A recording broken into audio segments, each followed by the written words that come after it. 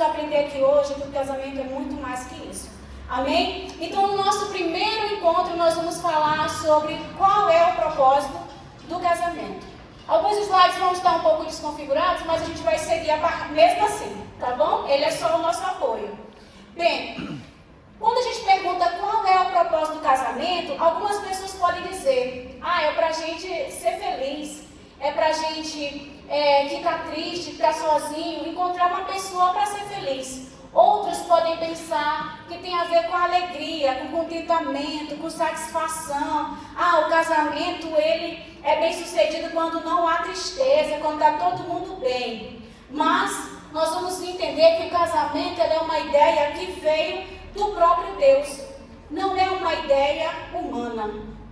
E essa ideia, a ideia do casamento, ela parte do entendimento quando nós respondemos algumas perguntas. Quais são essas perguntas? A primeira: o que sustenta um casamento nos tempos difíceis? Quando o pastor Douglas estava aqui fazendo a dinâmica, uma das perguntas era essa: como que a gente passa por momentos difíceis? E quando a gente fala em casamento, a gente sempre espera estar felizes, estar contentes. Mas e quando o dia mal chega? Outra coisa é: casamento foi criado para a felicidade ou para um propósito?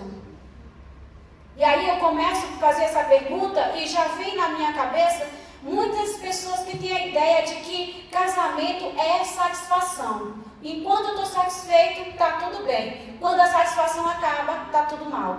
Outra coisa: qual a diferença entre um relacionamento baseado em emoções e um relacionamento baseado em aliança? E aí, esse é o ponto que o mundo tenta nos distorcer com relação à essência e o propósito do casamento. Quando linka a relação de duas pessoas às emoções. E nós vamos entender qual é o perigo disso hoje. Como Deus participa do casamento no dia a dia. E aí, eu fico pensando, no dia a dia é só eu e ele. É ele e eu. Mas será que Deus realmente está no nosso dia a dia, no nosso cotidiano? Na hora que a gente acorda, a hora que a gente vai dormir, Deus está presente ali? Nesse domingo, a gente estava aqui na escola bíblica e o irmão trouxe uma coisa muito interessante. A gente sempre ora a Jesus, fala com o Pai, mas a presença constante na nossa vida, o irmão Gil colocou que é o Espírito Santo. E a gente quase não fala nele. E aí eu fico perguntando: Deus está no nosso cotidiano, no nosso dia a dia como casal? E a última coisa: o que mais ameaça os relacionamentos atualmente? Qual é o nosso maior problema? O que é o nosso maior vilão enquanto casais? Então, o casamento, eu quero partir desse primeiro ponto. O casamento não é uma invenção humana. Por mais que nós tenhamos olhado uma pessoa e tenhamos nos agradado deles, achado ele bonito, ela bonita, cheirosa, bem vestida, ele um homem trabalhador, decente, honrado, mas apesar disso, não foi você e ele que decidiram se casar, porque o casamento não é uma invenção humana. O casamento é uma invenção de quem? Porque o casamento não é uma invenção humana, nós precisamos atribuir esse casamento a quem realmente o criou. E quem foi? Quando nós lemos Gênesis, nós entendemos que Deus uniu o homem e a mulher em uma aliança. E devemos ir demonstrando que o casamento não surgiu da cultura humana, mas da vontade de Deus. Então, quando a gente lê o princípio ali, nós entendemos que Deus não criou para satisfazer o homem, mas com um propósito eterno e divino. Outra coisa, muitos relacionamentos fracassam porque são construídos em expectativas. Ela era tão bonita, era a mais bonita da escola, ele era o mais alto, o mais forte. Não vi ninguém igual. Está focando nas emoções, nos sentimentos, na aparência. Mas quando o tempo vai passando, o que acontece? Aquela beleza vai ficando para trás. Aquele vigor, aquela força vai deixando. Quantos de nós se casam com uma pessoa de uma forma, ele é o mais ativo, o mais popular da escola, e com o tempo essa atividade, esse dinamismo vai se perdendo. Por quê? Porque a gente escolheu a partir de uma emoção do que os nossos olhos se agradavam. E com o tempo, infelizmente, essa aparência vai ficando para trás. Eu me lembro que eu vejo um pastor lá na nossa cidade que quando ele vai fazer o casamento, ele chama os pais da noiva e os pais do noivo. E eles dizem, você está vendo a mãe dela? Ela vai ficar assim. Você está vendo o pai dele? Sem cabelo, barrigudinho, ele vai ficar assim. Por quê? Que ele faz esse choque de realidade? Porque a gente imagina que vai ser jovem para sempre. A gente imagina que ele vai ser bonito para sempre. A gente imagina que sempre vai estar perfumado, arrumado e pronto para levar a gente no date. Só que nem sempre é assim. Não é verdade, queridos? Quando o casamento depende exclusivamente dos sentimentos, ele se torna vulnerável às emoções e à conveniência. Quando os casais começam num nível elevado de carinho, de palavras, declarações de amor, e com o passar do tempo esse nível vai caindo, vai chegando lá no pré-sal. Porque a rotina do dia a dia, as coisas da vida vão fazendo com que a beleza se acabe, a alegria se acabe, as emoções vão passando. Então, apesar da gente achar que o casamento foi uma invenção humana, porque eu gostei dele, porque eu gostei dela, não é sobre emoções. Em uma aplicação prática, nós podemos entender que as emoções, elas mudam, circunstâncias mudam, pessoas falham, mas Deus permanece fiel. Uma vez eu vi uma frase que diz, eu jamais vou conseguir fazer o meu marido feliz como ele merece. Ele jamais vai me fazer feliz como eu mereço. Porque ele vai falhar, porque ele vai fraquejar, porque ele vai ter medo, porque as circunstâncias vão me impedir de atender ou de cumprir uma promessa que ele me fez. Quantos maridos prometem, vou te dar um diamante, e não conseguem, não é? É uma direta, não é indireta não. Quantos maridos prometem, sabe, uma viagem para as Maldivas? Vão conseguir, mas infelizmente alguém adoeceu, o carro furou o pneu, aconteceu alguma coisa que impediu ele de realizar aquilo. Mas eu digo para vocês, no fundo ele quer dar o diamante, no fundo ele quer cumprir com essa promessa. Mas queridos, tantas coisas o impedem de fazer. E aí ele como homem se frustra. E ele como homem fica decepcionado porque ele diz, eu prometi para ela e eu não pude cumprir. Por quê? Porque as emoções humanas, elas mudam. As circunstâncias mudam. As pessoas falham. Mas existe alguém que não falha. Quem é essa pessoa que não falha? Deus. Deus não falha. Por isso que o casamento não é invenção sua, porque você vai falhar. Por isso que não foi a ideia sua de se casar, porque você iria falhar. Mas, quando Deus está no centro, o casamento encontra estabilidade, mesmo em tempos difíceis. Uma das perguntas aqui é, como que nós reagimos diante de uma adversidade? O que nos fazia sorrir? E aí o casal testemunhou, foi um milagre que nos fazia sorrir. E engraçado que não era nem algo relacionado a eles como homem e mulher, mas uma satisfação que ia além deles, que são os filhos. Vocês entendem? Então, quando o casal muda de nível e percebe que não é para a satisfação de um para o outro, percebe que é algo muito maior, então eles, até a felicidade deles é quando os filhos estão felizes, é quando os filhos realizam algo grandioso em Deus. Por isso que não é sobre nós, mas sobre aquilo que Deus tem para nós. O casamento cristão precisa ser sustentado em algo mais profundo. E o que é mais profundo que a nossa falha, a nossa fraqueza, a nossa instabilidade? É a presença de Deus. Isso é mais profundo. E eu sei que muitos aqui podem estar aí, talvez decepcionados, pensando, eu vim aqui para ouvir falar coisas românticas, coisas de amor, mas a irmã está me falando que Deus deve ser o centro do meu casamento. A irmã está dizendo que não fui eu que escolhi ela porque ela era bonita, ou eu escolhi ele porque ele era forte. Mas ela está dizendo que existe algo além de nós dois, mais forte e mais poderoso, que é a presença do Senhor. E aí eu chego no segundo ponto. Queridos, o casamento, ele precisa ser como uma aliança e não apenas como um sentimento. E aqui eu trago a quebra de uma falácia muito grande. Muitos encontros de casais casais giram em torno de sentimentos. Faça isso para ela te amar mais. Faça isso para ele te amar mais. Mas vocês precisam entender que antes do amor brotar no coração de vocês, quando vocês se uniram em aliança. E nós vamos entender o que é a aliança diante de Deus. Timothy Keller diz que o casamento deve ser compreendido como uma aliança espiritual e não apenas como uma relação emocional. É por isso que quando o dia mau chega, vocês não podem simplesmente pegar a mala e sair de casa.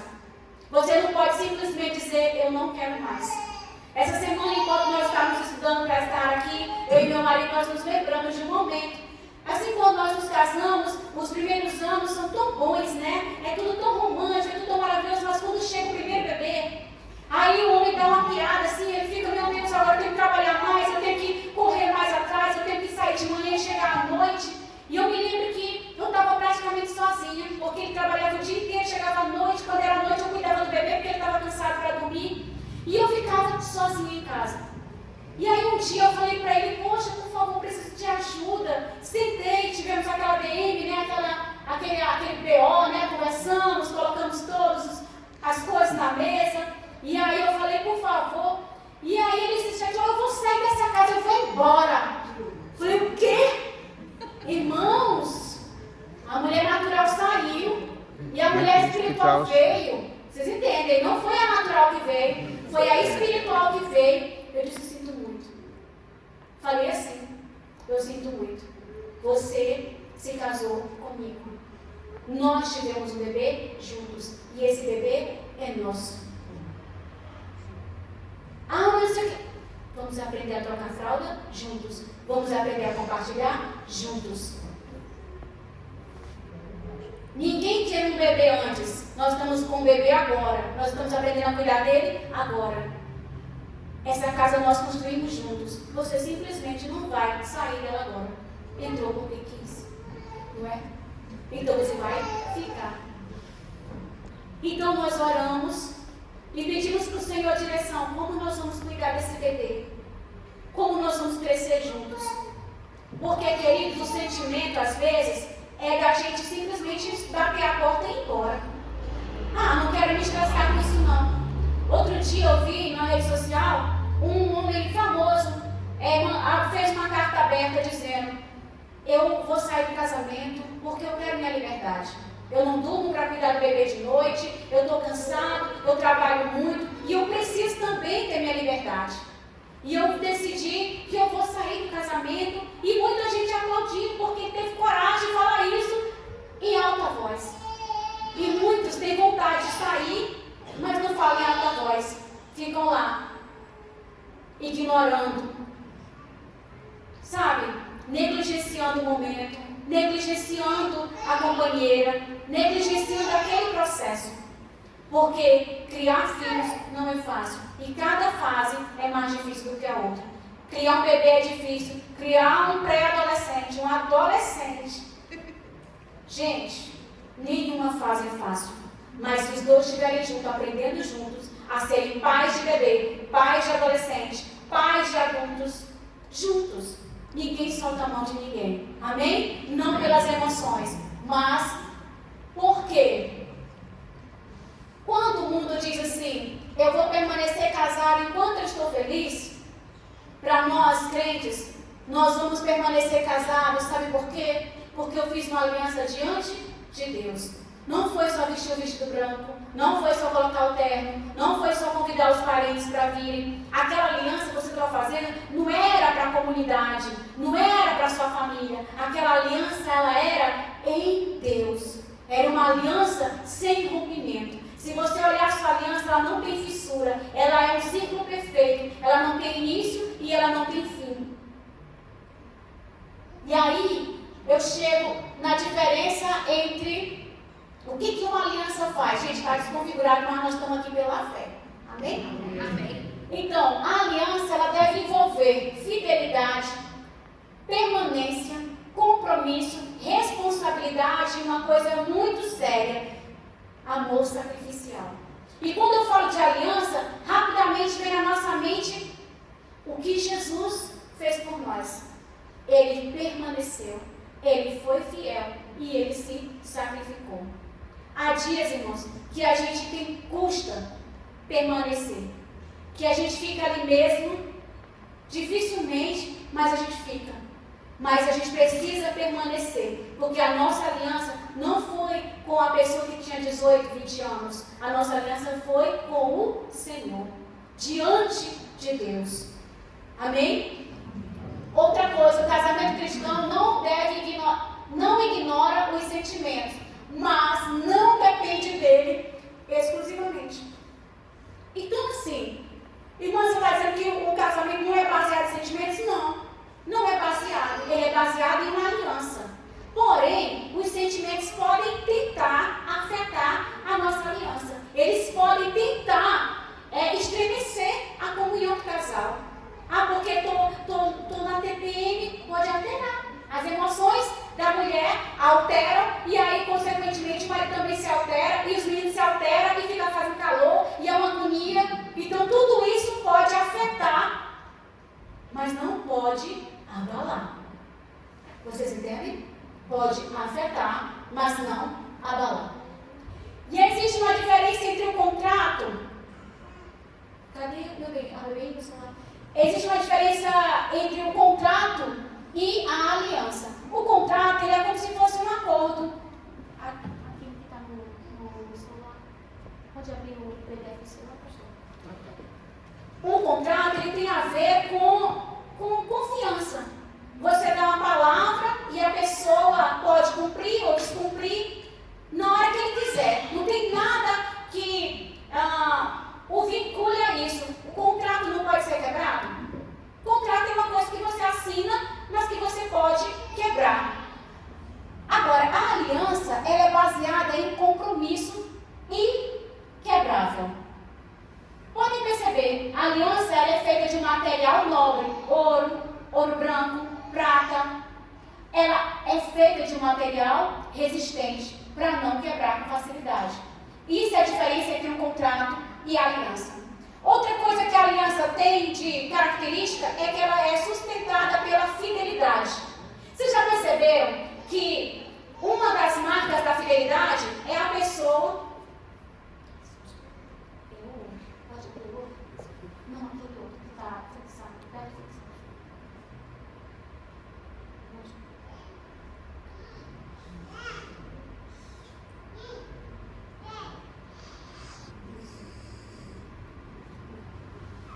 Então, uma coisa que a gente pode perceber com a aliança, quando você vê um homem na rua que ele tem aliança, ele não está dizendo para ninguém, mas a gente olha e diz assim, esse homem é casado.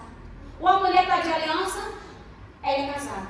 E a gente não acha bonito nem agradável uma pessoa que está de aliança ter um relacionamento fora com outras pessoas, porque aquela aliança é um símbolo de fidelidade. Não é assim? A aliança é um símbolo de fidelidade. Quando a pessoa é abordada por outro, ele olha e percebe, aqui está livre, aqui não tem nem uma marca de que essa pessoa tem compromisso com ninguém. Porque a aliança, ela é um símbolo de fidelidade. É claro que quem está usando pode ser uma pessoa sem caráter, sem Deus, mas ela é uma marca visível de algo que foi firmado em Deus. Vocês entendem? Então, apesar da aliança fazer parte de uma simbologia, ela manda uma mensagem para as pessoas de que aquela pessoa ali tem um vínculo com alguém e aquela pessoa é fiel àquela outra pessoa, estando ela perto ou não. Vocês estão entendendo o que eu quero dizer com relação à simbologia da aliança? Então, a aliança é um material físico que você coloca no seu dedo, mas que representa algo imaterial, que não está visível. Então, irmã, quer dizer que se eu não puder ter uma aliança, eu não tenho uma aliança? Tem. Você tem uma aliança imaterial, mas para ter um compromisso físico, a aliança física demonstra essa fidelidade. Percebe?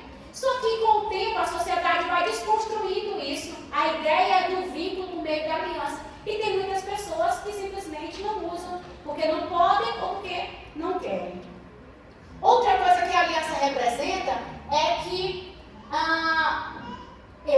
permaneço mesmo nas dificuldades? Quantos de nós permanecem mesmo nas dificuldades? A pessoa sabe que tem uma aliança e ele diz: eu vou permanecer, mesmo sabendo que essa pessoa aqui é difícil. Eu vou permanecer.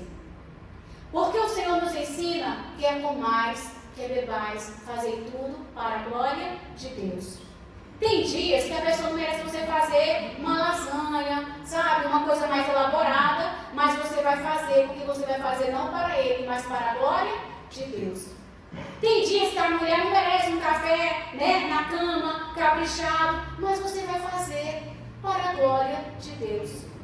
Vocês entendem? Ah, não está merecendo, mas você não está fazendo porque ela merece, você está fazendo porque é para a glória de Deus. Então, quando a gente sai do patamar desse plano e entende que você faz aquela comidinha quente todo dia, que você arruma uma roupinha, que você coloca o sapato no lugar, que você se preocupa em esperar para comer juntos, não é porque a pessoa mereça, porque tem vezes, irmãos, que não merecem.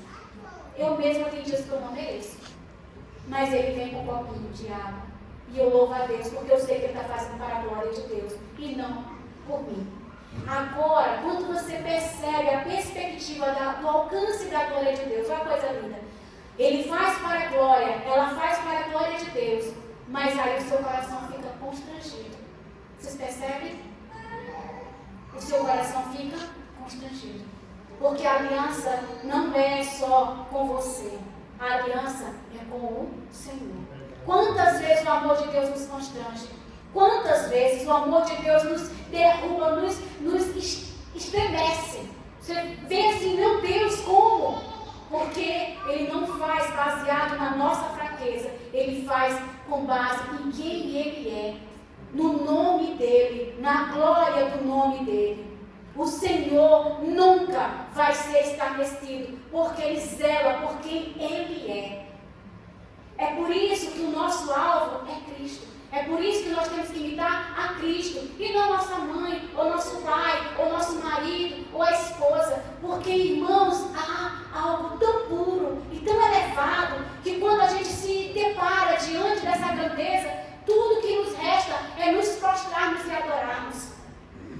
Tem um filme que fala sobre um casal que a esposa queria separar e o marido não queria separar, e o pai passa para ele um diário que ele escreveu de algo que aconteceu. No início ele não conta, acho que vocês conhecem esse filme.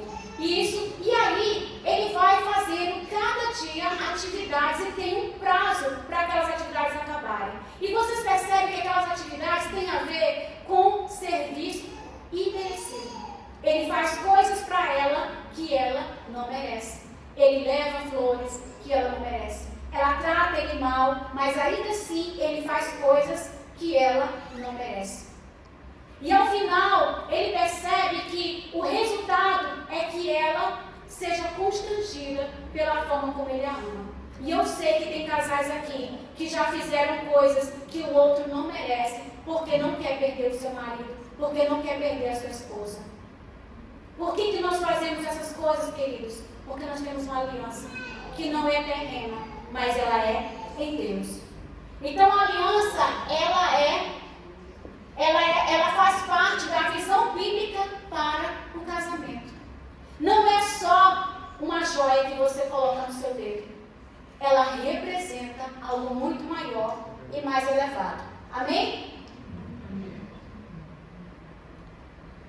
A gente chega no terceiro ponto, em que o casamento, ele age na nossa vida como um compromisso de transformação. Gente, vocês estão vendo que a gente está indo na contramão do amor romântico, daquele amor piegas, né? A gente não está caminhando aqui para que você fique pensando assim, olha, a partir de hoje você vai fazer coisas que ele vai ficar mais apaixonado por você. Não, nós estamos tratando aqui para que você entenda qual é o propósito do seu casamento. Para que você se casou? Por que você se casou? Onde esse casamento vai te levar? Então a primeira coisa que nós falamos é que o casamento não é uma ideia humana. Não foi o homem que inventou. O casamento foi feito por Deus. E que o casamento não se baseia em emoções. O casamento, ele é uma aliança. E que a aliança, independente de você estar com calor, com frio, suado ou não, ela vai permanecer no seu dedo. Entendem isso? Então nós estamos falando de coisas que não são transitórias. A aliança, ela não é transitória. A aliança é algo que permanece. Foi Deus que criou o casamento. Ele fez isso por meio da instituição de uma aliança. E aí a gente chega aqui, ó. O casamento, ele é como um compromisso para uma transformação. Então você entra lá, quando você é jovem no casamento, jovenzinho, cabecinha voando, alguns ainda nem terminaram o médio, outros estão na faculdade, outros nem na faculdade nem nada. Então, eu não sei como você entrou no casamento. Se foi no início da sua vida, no meio da vida ou agora. Então, não importa qual foi a fase da sua vida que você entrou no casamento, mas você está no casamento. E o casamento deve te conduzir a uma transformação. Deus usa o casamento para moldar o nosso caráter. Isso aqui é muito incrível. O Gary Thomas diz que o casamento não foi criado apenas para produzir a felicidade, mas principalmente a santidade. E aqui é um ponto muito sério, irmãos. O casamento, ele precisa moldar o nosso caráter em direção à santificação. Em todas as áreas. Em todas as áreas. Inclusive na pureza sexual. O casamento nos conduz para a santificação. A pessoa no mundo, ele tem uma vida promíscua, ele tem uma vida libertina, mas quando ele se casa, a partir daquele momento ele tem que viver com uma única pessoa. Amá-la, respeitá-la até o último dia da sua vida. Assim como a gente diz lá nos votos, até que a morte nos separe.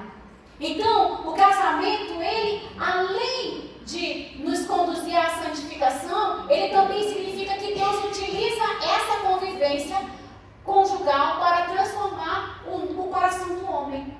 Gente, quantas vezes você olha para trás e vê assim, eu quando era jovem, eu nunca pensei que eu ia fazer isso ou dizer isso. Olha o que eu estou fazendo.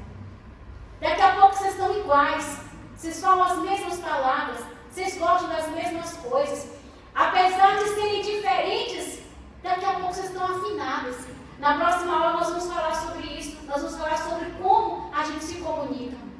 E aqui é tão interessante porque vai moldando o nosso caráter, nos tornando santificados.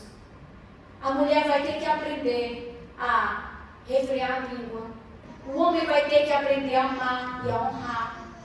Porque quando é namorado, é muito fácil estar presente. Mas quando é casado, é quase impossível. Quando é namorado, é muito fácil beijar, pegar na mão, andar abraçados. Mas quando casa, eu não sei se vocês já viram casais que parece que um anda no beirada da rua, o outro na outra porta da rua. E a gente nem sabe que são casados. Ah, aquele é o marido da irmã? Ela é a esposa dele? Eu me lembro que um dia nós fomos buscar nossos filhos na escola e aí a gente desceu do carro, meu marido pegou na minha mãe e a gente atravessou a rua. E aí a dona da escola falou assim, são casados de novo, por isso que está segurando a mão. Deixa passar mais um tempo que você vai ver como a mão vai soltar. E a gente estava com 19 anos de casados. Eu falei, qual é a idade para eu já me preparar para saber a hora que ele vai largar minha mão? Eu quero saber, quero me preparar para o dia que ele vai soltar minha mão. Gente, eu digo para vocês, o que acontece no namoro se aprofunda no casamento. Só se aprofunda. Tem muitas pessoas que esperam que a pessoa mude depois de casar. Não, ele vai pegar na minha mão depois que casar. A gente vai andar combinandinho depois que casar. A gente vai para o cinema depois que casar. A gente vai sentar à mesa e ter um papo legal depois de casar. Se você não cultivar isso desde o namoro, vai ser muito mais difícil depois de casados. Mas uma coisa que é interessante é que a convivência, ela deve nos conduzir à santificação. Ela tem que mudar nosso caráter. Ela tem que mudar nosso caráter. Não porque eu vou me tornar igual a ele e do caráter dele. Não, porque ambos vão refletir Jesus. Ambos vão caminhar para se parecerem com Jesus. Oh meu Deus, aqui vai ficar tão lindo, irmão, você quer lindo demais, mas tem um problema aqui, tá? Não tem nada não. Então o casamento, ele tem um caráter discipulador.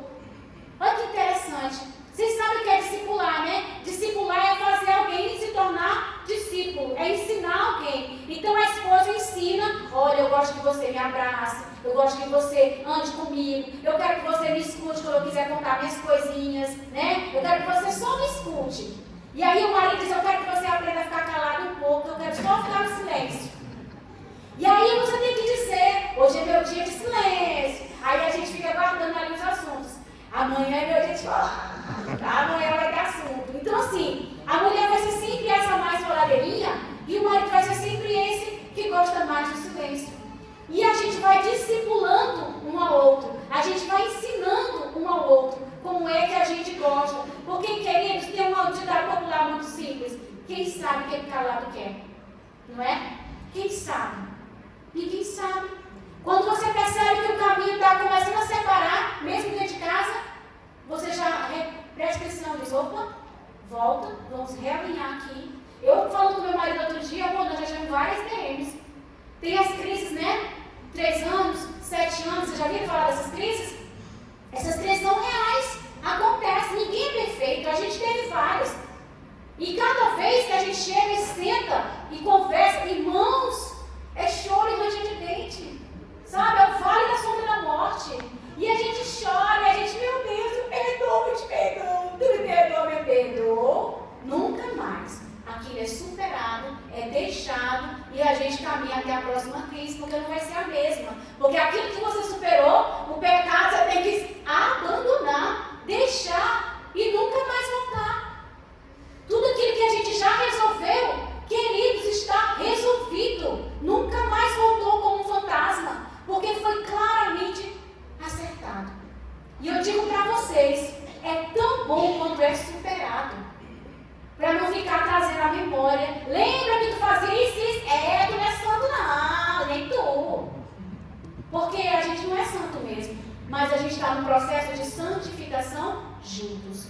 Mas isso só acontece se conversarem. Isso só, gente, a comunicação muda tudo. Nós vamos falar isso na próxima aula. Então, quando a gente é discipulado dentro do casamento, os dois, por Cristo, a gente tem ali um aprendizado sobre o serviço. Tem gente que gosta sempre de ser servido, né? Traz um copinho de água, bota minha comida, traz a toalha, ou esqueci o papel higiênico. Tem gente que pode ser servido, né? Agora tem pessoas que gostam de servir. Gostam de servir. Mas o que gosta de ser servido não quer servir. Não quer. Não, meu lugar nessa relação é de receber. E o outro diz que o meu lugar não é de fazer. E aí começa um atrito. Percebe? Mas quando a gente é discipulado por Cristo, a gente aprende o quê? A servir. A servir. Um ao outro. Vou lavar seus pés, vou fazer uma massagem, vou fazer teu chá. Chega e surpreende com um ato de serviço. E a gente também aprende a perdoar. Perdoar, queridos, é uma coisa tão difícil, mas tão necessária, que a gente devia ter um módulo todinho só do perdão. Perdoar. Eu me lembro que quando nós casamos, eu aprendi uma coisa que a gente não pode deixar o sol se pôr sobre a nossa ira. O casal não pode dormir chateado com o outro. E a gente já teve essas situações. Logo no início, esse é um ponto superado, então por isso que eu estou testemunhando. De dormir chateado mesmo, sem falar, vira a costa e pronto, ninguém no sofá porque já era demais, né? Mas, sem falar. E aí o Senhor mostrou, não, está errado. E às vezes a mulher tem esse insight da parte de Deus. Nós não vamos dormir, nem que amanheça o dia conversando, nem que amanheça o dia, um chateado, até amanhecer, até que um perdoe, para que a gente possa caminhar superando. Eu me lembro que quando nós casamos, o pastor contou um testemunho, e isso foi nosso sermão de casamento. Ele disse que havia um casal na igreja dele que sempre estava brigando. Um casal que era brigando. As telhas voavam, o pessoal corria no pastor, pelo amor de Deus, pastor, aquele casal está se matando, joga panela, joga tudo. E aí o pastor chegava lá, expulsava demônio, perdoava, orava, perdão. Aí o pastor ia embora. Outra semana, do mesmo jeito, e direto, o pastor estava já cansado com aquela situação. O casal que todo mundo já sabia, aquele casal briguento lá na igreja. Porque os vizinhos e todos sabiam. E aí um dia chegaram lá e o pastor cansado, eu vou, meu Deus do céu, todo dia eu pegou uma garrafa PET, aquela de Coca-Cola, encheu de água e levou para casa do casal. Quando chegou na casa do casal, ele disse, vocês estão brigando. Depois, olha, eu trouxe aqui a água da razão. Se você é o que tem a razão, você vai pegar um copo de água, você vai colocar dessa água, não de outra, tem que ser essa. É ungida, é a água ungida. A água da razão. A água que veio de Jerusalém, sabe? Essa água é santa. Então você vai encher o copo, vai colocar na sua boca e vai segurar, porque você tem a razão. Você tem a razão. E deixa o outro lá espocar, porque quem tem a razão tem que segurar água santa na boca, né? E aí o pastor deixou lá e foi embora. Passou uma semana, 2, 3, e o pastor com certeza teve um assassinato, que ninguém veio mais aqui, né? Nem para fazer a execução. E aí o pastor disse que foi lá, todo assim, gente, tudo bem, tá tudo tranquilo, pastor. E aí não brigaram mais, aí a garrafa estava vazia em cima da mesa, ficou lá como testemunho, né? Água de Jerusalém. Deixou lá a garrafa, pastor, a gente não brigou mais porque a água acabou e eu estou com a razão sempre. E ela também está com a razão, então a gente parou de brigar. E aí eu e meu marido tomamos isso como um ensinamento. A gente de vez em quando precisa beber água da razão.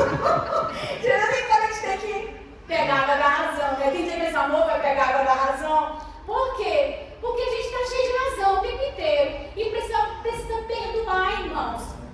Perdoar é algo muito sério. Porque o perdão te liberta de uma dor. O perdão te liberta da dor, do peso, aquilo que te consome. Não consegue dormir, não consegue nada. Vai para o trabalho e a cabeça está lá, martelando aquilo. Libera perdão para que você seja livre daquilo. Outra coisa que o discipulado dentro do casamento tem que gerar em nós é paciência, pelo amor de Deus. Tem dia que a gente está no aço. Eu digo às vezes, meu Deus, eu estou sem paciência. Meu Deus, amor, eu não está bem, não. A paciência tem que ser exercitada, queridos. E a paciência vai gerar o quê? A graça. A graça. Fazer o que outra pessoa não merece. Lembra que eu falei agora há pouco? Não porque a pessoa mereça, mas para a glória de Deus. E aí a gente chega em duas coisas tão difíceis, mas tão necessárias, a humildade e a renúncia. Ser humildes. Gente, de todas as características que uma pessoa pode ter, uma das coisas que eu mais admiro é a humildade. E humildade não tem a ver com questões financeiras. Humildade tem a ver com um lugar, com posição, sabe? De você estar ali considerando o outro maior do que você, mais importante. Achar que o outro merece algo de zelo, de carinho e de cuidado. Tem pessoas que se acham tão grandes, é porque o marido ganha mais, a mulher ganha mais. Sabe? Falta de humildade, ela adoece o casamento. Outra coisa, a renúncia. Então, um casamento saudável, ele renuncia. Ele cede o lugar para o outro. Ele dá oportunidade para o outro. E aí, eu fico pensando, quais são as áreas da nossa vida que precisam que o Senhor venha trabalhar no nosso caráter? Por vezes é a impaciência. A gente é tão impaciente, meu Deus, eu preciso ser mais paciente. Os hormônios mexem com a minha paciência. O pagamento pouco, a falta de dinheiro mexe com a minha impaciência. Doença me deixa impaciente. Contas me deixam impaciente. Alguns casamentos, a vida sexual não tão ativa causa impaciência, problemas. Ou o egoísmo. É uma coisa que às vezes a gente nem percebe que é egoísta. Sabe um exemplo de egoísmo? A pessoa vai numa loja, aí ele olha para tudo e diz, essa é para mim, essa é para mim, essa é para mim, essa é para mim. Aí, não comprei nada para ti. E era, né? Queria. Meu marido tem um problema, o dele é o egoísmo contrário. Ele comprou para mim. O pessoal pensa que sou eu, mas não sou eu. Ele comprou para mim e falou, meu Deus do céu, tudo para mim. E cadê para ti? Não era para ti. Eu falei, não, mas tá bom, então deixa. Outra coisa difícil é o orgulho. Oh, meu Deus do céu, os meus filhos são os mais bonitos. Meu marido é o mais rico, é o mais elegante, mas, gente, o orgulho é uma coisa tão terrível. Na minha família, ninguém é que nem nós. Isso é tão terrível. O mal do orgulho, ele sobe no nosso coração. O mal do orgulho, ele sobe. Ele vem sutil. Que o Senhor nos livre, que o Senhor molde o nosso caráter, retirando de nós o orgulho. E aí tem uma coisa que também pode abalar o nosso caráter, são as dificuldades emocionais. Crises emocionais, alegre demais, triste demais, tudo isso pode afetar o nosso caráter e nossa relação como casais.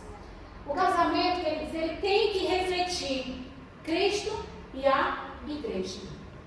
Cristo e a igreja. Segundo Efésios 5, 21 a 33, o casamento possui uma dimensão espiritual que é profunda, refletir a relação entre Cristo e a igreja. Então, quando aquele conflito começar, a primeira coisa que a gente vai pensar é o seguinte: em silêncio mesmo você pensa assim, eu estou sendo como a igreja? E o marido vai pensar, o que Cristo faria? Porque vocês dois refletem o relacionamento de Cristo e a igreja. Entendem? O casamento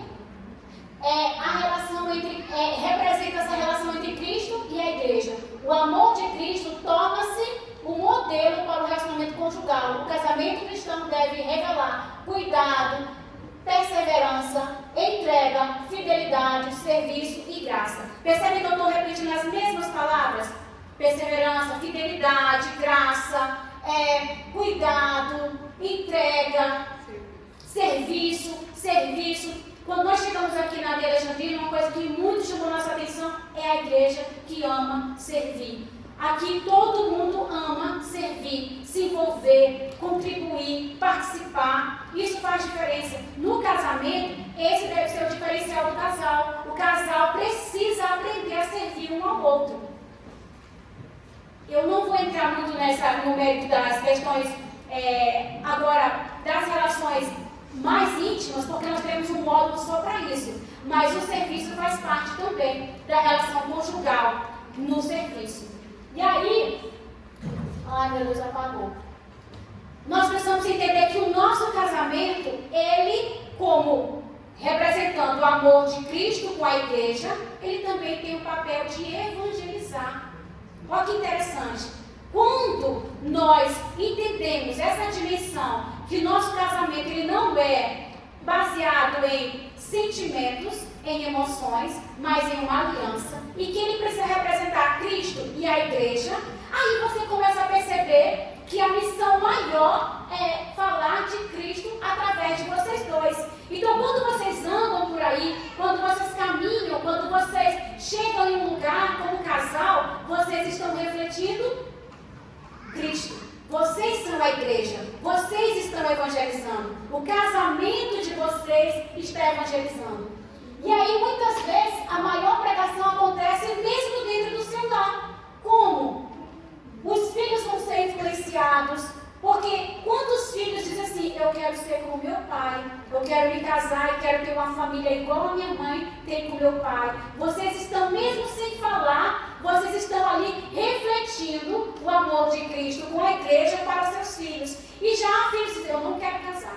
Eu não vou ter um casamento como o meu pai. Quantas vezes as pessoas dizem, eu não quero nem andar perto do que tinha na minha família, porque aquilo ali não era casamento. Recentemente eu até vi um vídeo de uma mulher dizendo que o casamento dela foi destruído porque ela não edificou o casamento dela. E aí eu fico pensando, quando ela começou a falar do casamento, a gente percebeu que os casamentos que ela conhecia eram todos destruídos. Tudo que ela via era destruição. Como é que ela ia construir uma base edificada se ela não tinha Cristo, se o marido dela também não tinha Cristo, e tudo que ela tinha de exemplo era de destruição, de derrota. Então nós como casais temos uma missão, evangelizar, mostrar Cristo para os nossos filhos, mesmo quando a gente não fala. Fortalecer a igreja. Casais que refletem a Cristo fortalecem a igreja, caminham com a igreja, são a igreja. Podem perceber, tem pessoas que vêm e vão no culto, mas quem marca você é o casal. Ah, eu vi aquele casal. Ah, eu vi aquele casal. Casal é a imagem, é a identidade da igreja. Elas também inspiram outras famílias. Quantas vezes pessoas olham para você como casal e acham bonito? se inspiram, olham e dizem, nossa, acho tão bonito o jeito que aquele casal anda, como eles são lindos, eles são tão afinados no comportamento, na decência, os filhos refletem o comportamento dos pais, que coisa linda, isso é muito maravilhoso. E aí então vocês estão testemunhando o amor de Deus. Gente, isso é muito sério. Quando o casal passa uma imagem negativa do reino de Cristo. E aí a gente chega no último ponto. O casamento, ele é a presença de Deus no lar. O casamento é a presença de Deus no lar. Quem nunca ouviu aquela historinha do menino que queria morar na igreja, porque na igreja o pai dele era maravilhoso e quando chegava em casa o pai dele era péssimo. E aí o pastor ficou chocado. Ele é um homem de Deus, mas é só aqui. Ela é a mulher do círculo de oração, né? Ela é a mulher do manto. Mas quando chega em casa, é uma péssima esposa. Quando ele chega em casa, é um péssimo marido. Porque ele não está conseguindo ter a presença do Senhor naquele lar. E o que a gente vê lá no Salmo 127? Se o Senhor não edificar a casa, em vão trabalham os que a edificam. Não é? Então eu vou dizer para você, quer tirar um fardo dos seus ombros. Não é você que edifica a sua casa. Não é você, mulher, que vai sozinha edificar. É o Senhor que vai lhe dar graça para edificar. Então, um casamento forte é uma letra, um idioma desconhecido, vocês estão percebendo, né? Então, só eu falo.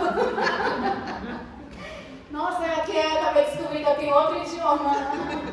Então, um casamento forte ir na balada, alguma coisa assim, né? Me falei. Ele representa essa dupla aliança. E como é que é a dupla aliança? A primeira aliança é a união entre o marido e a esposa. Essa é a primeira aliança. Mas, acima de tudo, é a aliança do casal com Cristo. Então, você se une em matrimônio com ele, com ela, mas, à medida que vocês estão se unindo aqui, com ambos, né, o casal, ao mesmo tempo vocês estão se unindo com Cristo. Então, é uma aliança aqui na terra e é uma aliança com o céu. Entende? Aí você fala assim, até que a morte nos separe, mas só vai separar o corpo físico, porque o corpo espiritual vai continuar ligado com o que é eterno. Então, você está fazendo uma aliança eterna. Amém? Então, se o Senhor não edificar a casa, em vão trabalha os que a edificam. Agora, não passam mais. Não tem problema. E é isso que a gente quer trazer para nós aqui hoje. Nós estamos falando que o casamento ele tem um propósito. Nós vamos sair daqui hoje entendendo que o casamento tem um propósito eterno. Que não é para fazer o outro feliz, mas o Senhor vai nos deixar felizes. Amém? Porque a nossa aliança ela é firmada em um Deus que é perfeito, que não falha, que não erra e que tudo que Ele faz vai cooperar para o bem daqueles que amam a Deus. E uma coisa que é importante é que não se frustre, porque ela não está tão bonita como você queria. Não se frustre se ele não está tão rico como você imaginava que nessa idade ele estaria.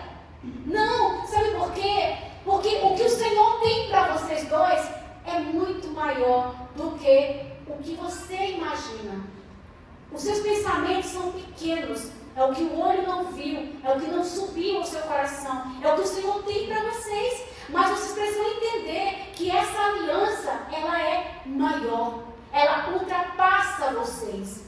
Quando você se encher desse lugar e entender que quando vocês caminham juntos, de mão dadas, vocês estão em uma aliança muito mais forte e mais poderosa, que nada pode romper.